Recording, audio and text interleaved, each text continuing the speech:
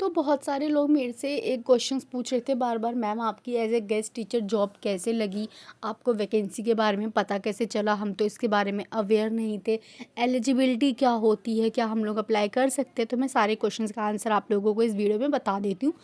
जब मैंने college pass out करा था, मैं अपने रिज़ल्ट का वेट कर रही थी, तब उस टाइम ये वाली वैकेंसी साउथ के साइड आई थी। मेरा घर नॉर्थ की साइड है। मेरे को लिटरली इस स्कूल में जाने के लिए 2 घंटे ट्रैवल करके जाना पड़ता है, और वो भी सुबह 7 बजे का है। तो मैं घर से 5 बजे निकल जाती हूँ जाने के लिए, क्योंकि फिर मैं लेट लग जाती है हम लोगों की। तो उस टाइम ये वैकेंसी आई हुई थी। मुझे पहले डाउट था कि ये फेक ना हो, क्योंकि मतलब मैंने ये वैकेंसी ना न्यूज़पेपर में देखी थी। तो मेरे को लग रहा था क्या पता फेक ना हो, या कुछ ऐसा ना हो कि मतलब ऐसे ही बोल रखा हो वहाँ पे एज ए स्पेशल एजुकेटर वो लोग हायरिंग कर रहे थे। और मतलब इन्होंने क्राइटेरिया दिया था कि आपके पास 1 ईयर का एक्सपीरियंस होना चाहिए, सीटेट क्वालिफाई होना चाहिए, प्लस आपके पास आरसीआई नंबर होना चाहिए, और जो भी डिप्लोमा डिग्री है स्पेशलाइजेशन में वो आपकी होनी चाहिए। इन लोगों ने ऐसा वहाँ पे मेंशन कर रखा था।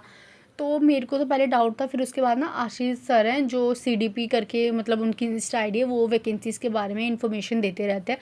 तो उनके चैनल पे भी ये सेम वैकेंसी उन्होंने डाल रखी थी। तो मेरे को लगा हाँ, तो मैं वहाँ पे इंटरव्यू देने चली गई। आपको ऐसे कुछ ऑनलाइन अप्लाई नहीं करना होता, जहाँ पे भी इंटरव्यू होता है, चाहे केवीएस का हो चाहे DSSS का होता है, आपको डायरेक्ट जाके डेट देखना होता है, टाइमिंग देखना होता है, और आपको डायरेक्ट जाके ही वहाँ पे इंटरव्यू देना होता है।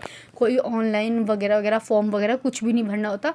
हाँ, आप ऑनलाइन स्कूल की डिटेल देख सकते हैं कि एग्जैक्ट वो स्कूल है कहाँ, उसके कोड वगैरह। वहाँ पे जाने के बाद उन लोगों ने कहा था कि हमें 1 ईयर का एक्सपीरियंस चाहिए। तो मैंने क्या करा था, जब मैं कॉलेज में थी, तब कॉलेज में वैसे भी इतनी पढ़ाई नहीं होती, आप लोग मानो या ना मानो, मेरे कॉलेज में तो बिल्कुल नहीं होती थी। तो मैंने सोचा मुझे एक्सपीरियंस तो लेना ही है, कॉलेज के बाद करने से अच्छा अभी तो मैं 12 बजे के बाद एक सेंटर पे मैंने अप्लाई करा था एज ए फ्रेशर। तो वहाँ पे मैं 12 से 6 जाती थी, स्पेशल बच्चों को पढ़ाती थी। तो मुझे वहाँ का 1 साल का एक्सपीरियंस था।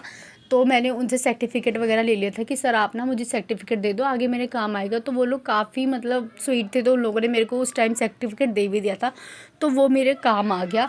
वहाँ जाके मैंने इंटरव्यू दिया, और उसके बाद उन्होंने डेमो क्लास ली। तो अगर आप लोगों ने किसी भी स्पेशल फील्ड में करा है, कुछ भी डीएड में, जैसे HIVI में, तो एक्सपीरियंस बहुत ज़्यादा मैटर करता है। आप लोग जाओ, सेशंस लो, किसी सेंटर में अप्लाई करो, किसी स्पेशल स्कूल में अप्लाई करो, वहाँ जाओ। जब आप रेगुलर सेशंस वगैरह देखोगे, धीरे धीरे एक्सपीरियंस होता है। कुछ टाइम तो आपको देखने के बाद वैसे भी इतना समझ नहीं आता जब तक हम खुद से नहीं करते। तो आपकी भी थोड़ी मतलब 1-2 महीने आपको अजीब लगेगा, उसके बाद आपकी आदत हो जाएगी, आपको प्रॉपर सेशंस वगैरह लेने आ जाएंगे। तो ये चीज़ें बहुत ज़्यादा मैटर करती है। अगर आपने स्पेशल में करा है तो आप लोग भी ज़रूर अप्लाई करें। और मैं अभी निशा मैम की जीके की क्लास ले रही थी। मैंने आज स्कूल से आने के बाद सोचा था कि मतलब 2 पार्ट्स में अपने सिलेबस को डिवाइड कर रखा है। पहले तो कि मैं एक दिन 2 नॉर्मल सब्जेक्ट पढ़ूंगी, एक हार्ड। तो अभी मैं आज मैं जीके ईवीएस और मैथ्स करूँगी, और बाद में फिर मैं शाम के टाइम अपने नोट्स वगैरह बना लेती हूँ। तो अभी मैं निशा मैम की क्लास ले रही थी जीके की। मेरे को वैसे इंग्लिश में लेनी थी, पर कोई नहीं, मैम काफ़ी अच्छा पढ़ा रही है, तो मैं बाद में अपने नोट्स को ट्रांसलेट कर लूँगी। तो इस वजह से भी मैं जीके की अगर क्लास आप ले लोग रही थी। सीटेट की प्रिपरेशन कर रहे हैं और आपको जुलाई में सीटेट देना है, तो आप ये वाली ओसवाल बुक ज़रूर बाय करना। बहुत ही अच्छी बुक है, पेपर 1 पेपर 2 दोनों के लिए बेनिफिट होगी अगर आप लोग ये बाय करते हैं। इसमें आपको सिलेबस दे रखा है, प्लस मार्किंग कर रखी है, कितने में से वेटेज वगैरह बता रखा है। उसके बाद माइंड मैप भी दे रखा है कि आपको कैसे कैसे फॉलो करना चाहिए। सबसे अच्छी चीज़ मेरे को इस बुक की ये लगती है कि इसमें सिलेबस दे रखा है, आपको ढूंढना नहीं पड़ेगा क्या सिलेबस है। ऊपर से इसमें आंसर्स भी एक्सप्लेन कर रखे हैं अच्छे से कि वो आंसर क्यों है। तो आप लोग अगर मेरे कूपन कोड से लेंगे तो आपको 40% का डिस्काउंट मिल जाएगा। तो मैं लिंक डिस्क्रिप्शन में डाल दूँगी, आप लोग वहाँ से जाके बाय कर लेना। तो मैंने HTET के सिलेबस को 2 पार्ट्स में डिवाइड कर लिया, जैसे मैंने DSSB का करा था कि मेरे को रीजनिंग, लैंग्वेज वगैरह ये सब एक साथ करने हैं, प्लस जो पेडागोजी का पार्ट है वो मैं एक साथ पढ़ा करूँगी। तो मैंने इसी तरह इसका भी करा, बट मैंने ये थोड़ा अलग करा है। मैंने इसमें ये करा है कि मैं TTS और MWF मेरे को क्या पढ़ना है। तो मैंने ऐसे करा है कि मैं एक दिन हार्ड सब्जेक्ट, एक सब्जेक्ट मेरा हार्ड होगा और 3 सब्जेक्ट ना मेरे इजी होंगे।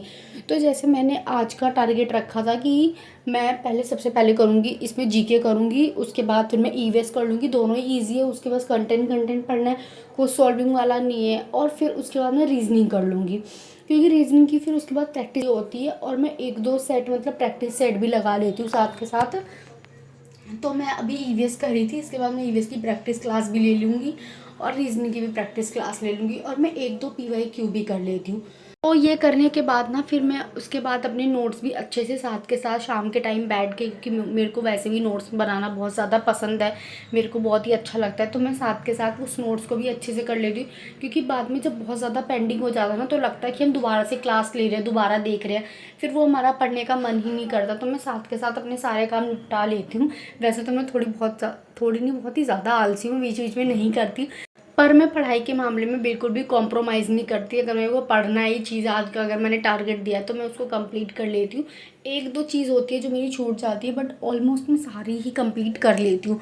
और मैंने DSSB का ये सोचा है कि जैसे रीजनिंग और मैथ्स तो मैं यहाँ से पढ़ रही हूँ एचटेट से, तो थोड़ा बहुत तो कनेक्ट रहता ही है, एकदम तो अलग नहीं होता, तो उससे मेरा बेस तो क्लियर हो ही जाएगा और अच्छा खासा हो जाएगा।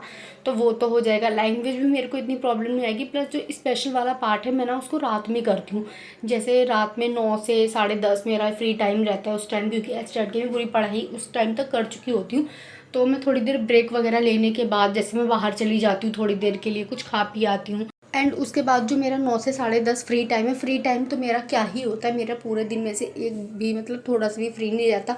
उस टाइम में अपनी वीडियो वगैरह एडिट कर लेती हूँ, क्योंकि एडिटिंग में बहुत ज़्यादा टाइम लगता है, तो वो सारी चीज़ें मैं देख लेती हूँ। ऊपर से इंस्टा भी हो गया, यूट्यूब में, दोनों पे कंटेंट में बनाती हूँ, तो बहुत ज़्यादा मेहनत करनी पड़ जाती है, तो मैं उसकी एडिटिंग देख लेती हूँ। पर मैंने सोचा मैं इसको भी थोड़ा स्किप कर दूँगी, क्योंकि वैसे भी मैं 11:30 से पहले नहीं सोती हूँ, तो खाना खाने के बाद ना मैं उसके बाद वो कर लूँगी। पर ऐसा हो नहीं पाता, मैं खाना खाते ही सो जाती हूँ, क्योंकि इतनी ज़्यादा मैं पूरे दिन काम करके, पढ़ाई वढ़ाई करके थक जाती हूँ। पर मैंने सोचा मैं अपनी आदत थोड़ी सी सुधार लूँगी, तो मैं वो कर लूँगी। तो उस टाइम में 9 से जो 10:30 का मेरे बीच का टाइम है, उस टाइम में अपना स्पेशल वाला सिलेबस पढ़ा करूँगी, क्योंकि बाकी सिलेबस तो सेम है, तो CDP और स्पेशल वाला पढ़ूँगी, और मैं उसके साथ के साथ नोट्स जो होंगे वो सैटरडे संडे में बना लिया करूँगी।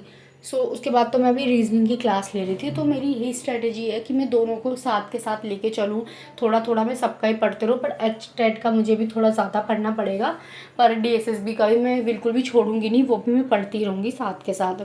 तो अगर आप लोगों की कोई भी क्वेरी हो, जैसे मेरी जॉब से रिलेटेड या पढ़ाई से रिलेटेड, तो आप लोग मुझे इंस्टाग्राम पे मैसेज कर देना। अगर आप लोगों ने मुझे इंस्टा पे फॉलो नहीं करा तो वो भी कर लेना। So that's all for today, subscribe for more.